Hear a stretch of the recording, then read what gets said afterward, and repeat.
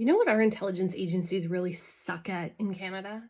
They really suck at declassifying and releasing information that is relevant to the historical record. So, information management's a really big thing in the government, okay? Because there's this law, this requirement that the government preserves the way that it does business, the decisions that it makes, and what leads up to those decisions, because that is required to be part of Canada's public history. And that applies to all government departments. Now, the thing is that obviously when you work in security and intelligence, things are classified. So they have to stay a little bit hush hush. They can't become part of the public record right away. But the idea is that there's going to be a time when the workings, the decisions of an intelligence agency are going to become public record at some point when the classification isn't required anymore. Now, to remember, when something's classified top secret or secret, it's because if you release it, it can harm the national interest, right? It can hurt Canada, it can hurt Canadians. So the threshold, presumably, is like when it stops being able to hurt Canada, you just release it. And I remember when I used to work there, I used to get so frustrated at the things that were still classified and overclassified. So, overclassification, I will cut people some slack is that sometimes you're working on a little piece of a project. And even though your piece may be unclassified, you're not familiar enough with the whole picture to say, okay, we can make this all unclassified.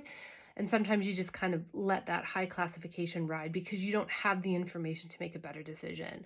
But a lot of time the high classification is default. People don't really think through it and it's completely unnecessary. So this whole frustration that I'm ranting about today is born of the fact that I'm so tired of reading books about Canadian history that involve, like in my case, obviously mostly the RCMP. It is like the security services before they got rolled out and became CSIS in 1984. And you're looking at these reports and it's like classified, classified, classified. This is stuff that happened in like 1932, 1948, and it's all redacted and blacked out. And you're like, come on. If you want to black out people's names for privacy reasons, okay, fine, I accept that. But other than that, you're telling me that like some conversation that two people had on a street corner in Saskatoon in 1937 is still classified. It could still harm the national interest. And honestly, I think most of the time it's bullshit. I think most of the time it's the government, that these parts of the government wanting to not deal with the embarrassment of some of the ridiculously awful, stupid things they did back in the day.